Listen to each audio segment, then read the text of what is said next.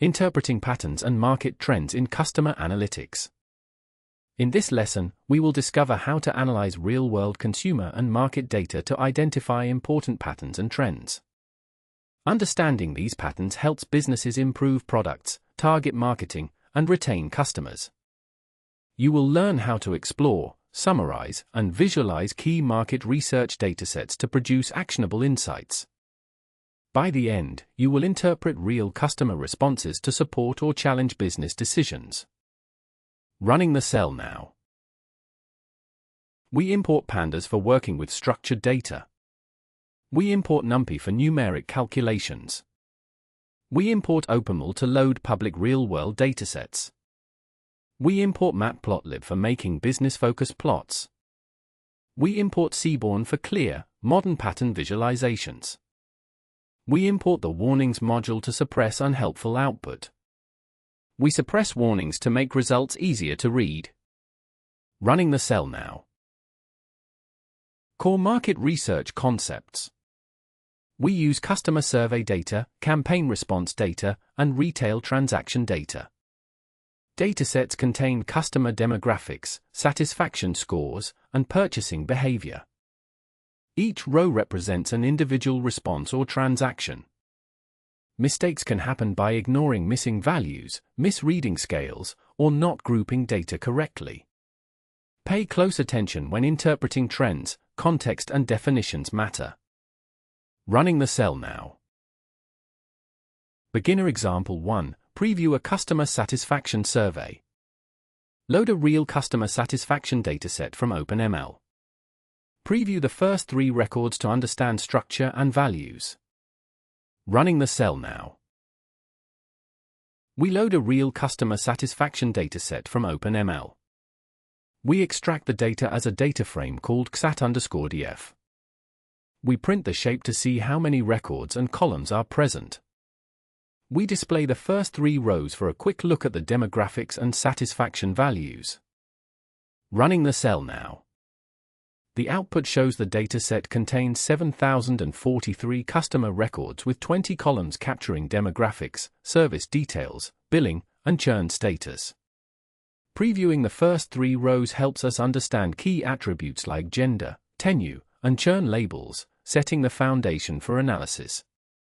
This step confirms we have loaded and accessed the data correctly for further exploration.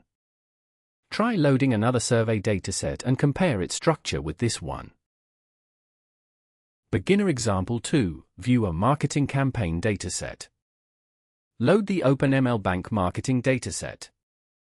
Explore 3 example rows to see typical campaign features. Running the cell now. We load a real-world marketing campaign dataset from OpenML. We assign the loaded data to campaign_df as a data frame. We rename the columns to meaningful business names. We print the shape to summarize the number of records and columns. We show the first 3 rows to understand campaign responses and features. Running the cell now. This output shows the dataset has 45,211 rows and 17 columns, confirming a sizable collection of marketing campaign data. The first 3 rows highlight key features like age, job, and campaign duration, illustrating how each row captures an individual's profile and their interaction with the marketing effort. This helps you understand the dataset structure and what typical campaign features look like before diving deeper into analysis. Practice: which fields might indicate market segments in this data? Beginner example 3, get the range of customer ages in a campaign. Identify the youngest and oldest customer in the marketing campaign dataset. Running the cell now. We print the minimum age to find the youngest campaign respondent. We print the maximum age to find the oldest respondent. Running the cell now. Here, the code finds the minimum and maximum values in the age column, revealing the youngest customer is 18 and the oldest is 95. This helps us understand the age range of customers in the campaign, which is critical for tailoring marketing strategies to the appropriate audience. Notice how using .minute and .max quickly highlights key insights from the dataset.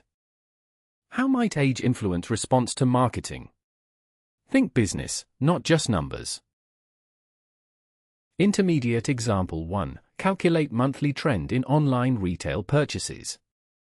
Load the online retail dataset and view transaction counts by month. This helps uncover seasonality and customer purchase surges. Running the cell now. We load the online retail dataset from UCI. We select transactions for the 2010 to 2011 timeframe. We ensure the invoice date column is in date-time format. We group and count the number of transactions for each month. We print the transaction counts for the first few months to spot trends. Running the cell now. This output shows the total number of online retail transactions for each month from December 2010 to April 2011, highlighting how purchase activity varies over time. Notice the drop from December to February, indicating a post-holiday slowdown, followed by a gradual increase in March. This helps us identify seasonal trends and customer behavior patterns that are key for forecasting demand. Which months show the biggest increases? Investigate the context as a retail analyst. Intermediate example 2. Visualize churn rate across contract types. Determine whether contract duration relates to churn in the satisfaction dataset. Visualize using a bar plot. Running the cell now. We group the survey data by contract type and calculate the proportion who churned. We plot a stacked bar graph to compare churn by contract type. We add a title to clarify our business question. We label the y-axis to show we are displaying proportions. We label the x-axis to show each contract type. We add a legend to explain colors represent churn status. We use tight underscore layout for a clearer chart. We display the plot for business interpretation. Running the cell now. The bar plot shows the proportion of customers who churned versus those who stayed, broken down by contract type. Notice how shorter contract types tend to have a higher churn rate, indicating contract duration may influence customer retention. This visualization helps us understand the relationship between contract length and churn, directly addressing the lesson's goal. Do longer contracts reduce churn? Discuss the business case for each contract offering. Intermediate example 3. Explore NPS score distribution. Generate a synthetic Net Promoter Score dataset and plot its distribution. NPS histograms help companies gauge customer loyalty patterns. Running the cell now. We fix the random seed for reproducibility in results. We create a synthetic NPS dataset with customer IDs and demographics. Each customer gets a randomly assigned ID. We assign a random age between 18 and 69. We randomly assign a region to each customer. We assign an NPS score from 0, detractor, to 10, promoter. We plot a histogram of the NPS scores to reveal the loyalty distribution. We add a business-relevant title to the chart. We label the horizontal axis with NPS scores. We label the vertical axis with the number of customers. We show the visualization for business insights. Running the cell now. The histogram shows the distribution of NPS scores from 0 to 10 for 500 customers, with relatively even counts across most scores, indicating no strong concentration at any specific NPS value. This balanced spread helps illustrate how synthetic datasets can mimic varied customer loyalty patterns, which is key for practicing distribution analysis in real-world NPS data. Compare an NPS distribution with ratings from your favorite brand. What patterns would you expect? Advanced example 1. Build customer cohort retention table. Simulate monthly customer sign-ups and activity.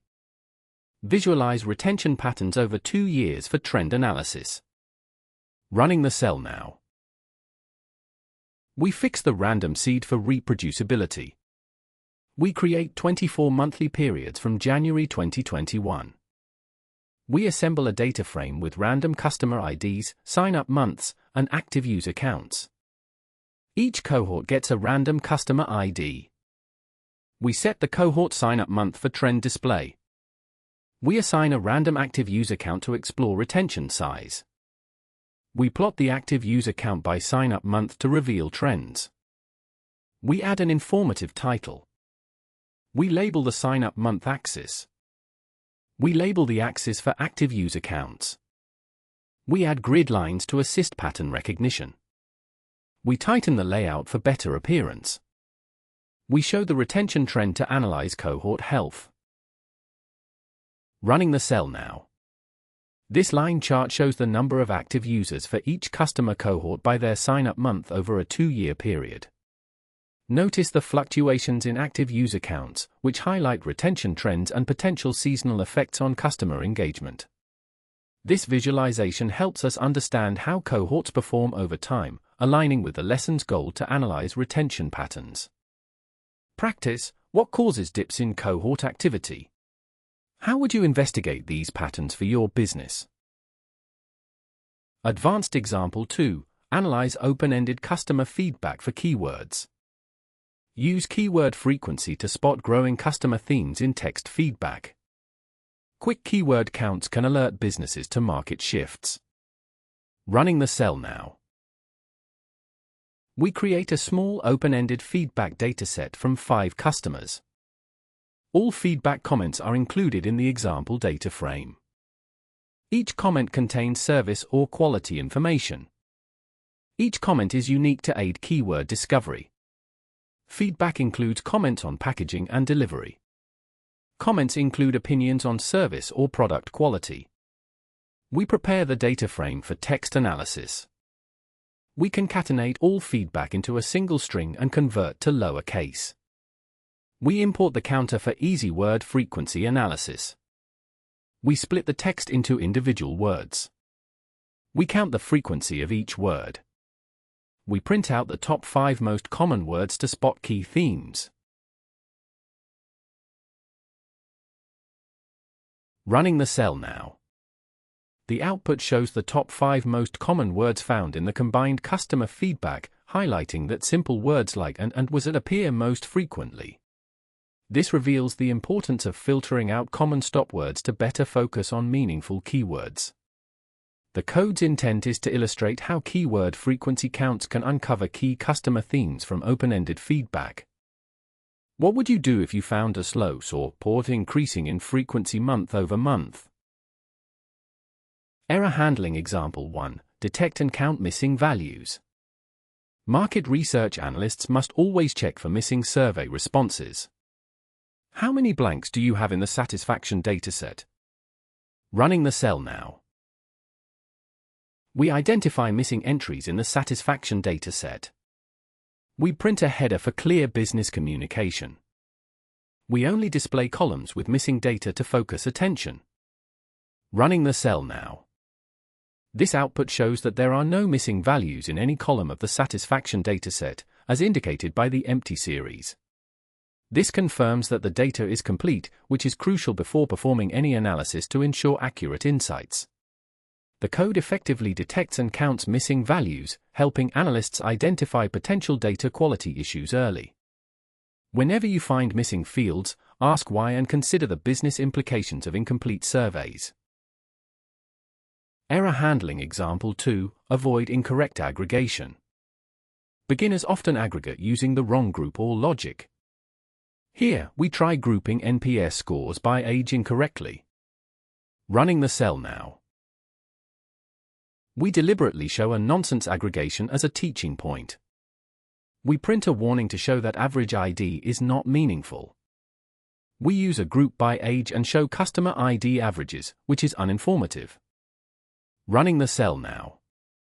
This output shows the average customer ID by age group, which doesn't make logical sense since customer ID is an identifier, not a numeric value to aggregate. Notice the values look like arbitrary means of IDs rather than meaningful insights. This highlights the lesson's point: always ensure you're aggregating on appropriate columns to avoid incorrect or misleading results. Always check that you are aggregating a variable that makes business sense. Try rewriting this to show the mean NPS score by age group, not ID.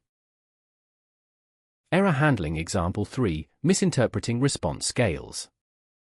Let us convert an NPS score to categories and examine if anyone mislabels the 7 or 8 responses. Correct segmentation is critical for interpreting loyalty. Running the cell now. We define a labeling function to classify NPS scores.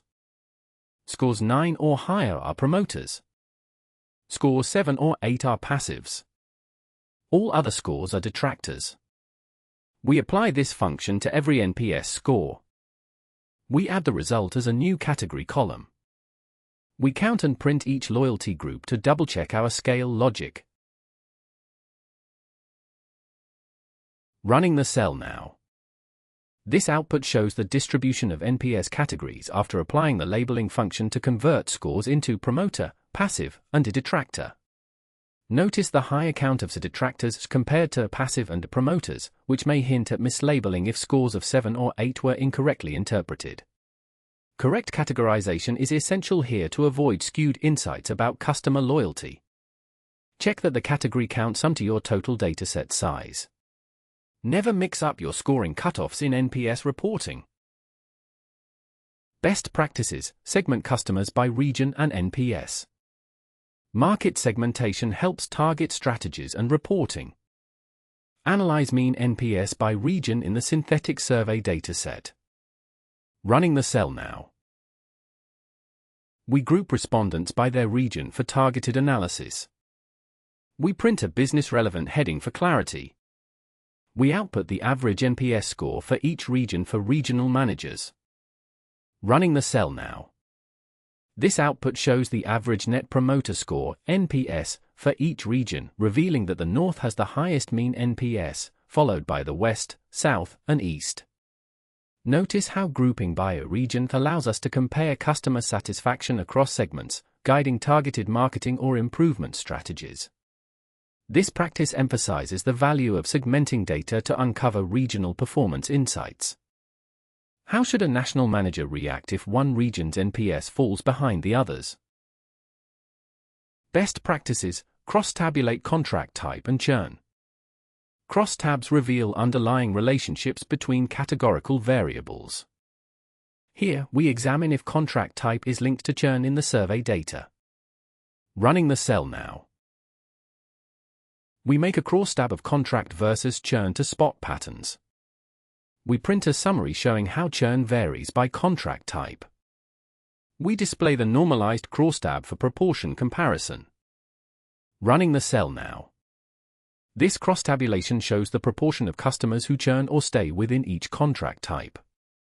Notice the clear trend that month-to-month contracts have a much higher churn rate, about 43%, compared to 1- and 2-year contracts, which have progressively lower churn. This highlights a strong relationship between contract length and churn, confirming the value of using crosstabs to uncover key categorical patterns. Practice: find another pair of columns in this dataset and cross-tabulate them. Best practices: construct market indices and scores. Create a simple satisfaction index by averaging several rating columns. Composite indices allow clearer trend analysis and benchmarking over time. Running the cell now. We use monthly charges and tenure to estimate perceived value per customer. We create a new column dividing monthly charges by tenure, replacing 0 tenure with NaN to avoid division errors. We print the newly created value index for the first 5 customers. We show input columns to clarify where the value index comes from. Running the cell now. This output shows a basic value underscore index created by dividing monthly charges by tenure, highlighting how customers with shorter tenures can have much higher index values. Notice the wide range and inverse relationship, which underscores the importance of handling 0 tenure to avoid division errors. This composite metric illustrates how combining variables into an index can reveal clear patterns for benchmarking customer value over time. Try, add more variables to your own index for a richer business story. Best practices: market trend analysis with rolling means. Use a rolling mean to smooth out volatility in monthly transaction counts. Simple smoothing can make business cycles easier to explain. Running the cell now. We calculate a 3-month rolling mean to smooth the trend. We plot the original monthly counts as a dashed line for comparison. We overlay the rolling mean as a bolder red trend line. We give the plot an informative title. We label the x-axis by month. We label the y-axis to show transaction count. We include a legend to compare the two lines. We adjust the layout for clarity. We show the smoothed market trend for decision making. Running the cell now. The plot shows the original monthly transaction counts as a dashed line, highlighting short-term volatility, while the red line represents the 3-month rolling mean that smooths these fluctuations. Notice how the rolling mean clarifies overall trends and business cycles, making it easier to interpret market behavior over time. This visualization reinforces how simple smoothing techniques can enhance the readability of transaction data for better insights. What business actions would you suggest if the trend is falling? Share your view in the comments. Watch more on-trend visualization techniques on YouTube. Tiny end-to-end problem, from raw NPS data to market insight. Analyze NPS categories to compute the overall NPS score and present a business summary. Recommend if the company should prioritize loyalty improvement. Running the cell now. We calculate the total number of promoters in the survey. We count the number of passives for complete segmentation. We count the number of detractors as potential business risk. We determine the total survey population. We compute NPS as the percentage difference between promoters and detractors. We print the company-wide NPS score for reporting. If NPS is negative, we flag this as an urgent issue. If NPS is low but positive, we recommend business action to improve loyalty. Otherwise, we confirm the company enjoys strong market loyalty and should maintain its initiatives.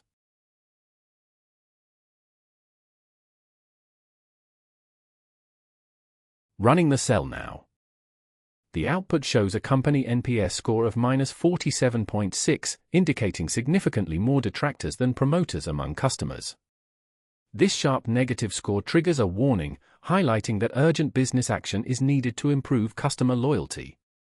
The code demonstrates how to translate raw NPS category counts into a clear, actionable summary that guides strategic decisions. Rerun the analysis after changing a segment scores to see how recommendations shift. Curious about advanced NPS analysis? Check related workshops on YouTube.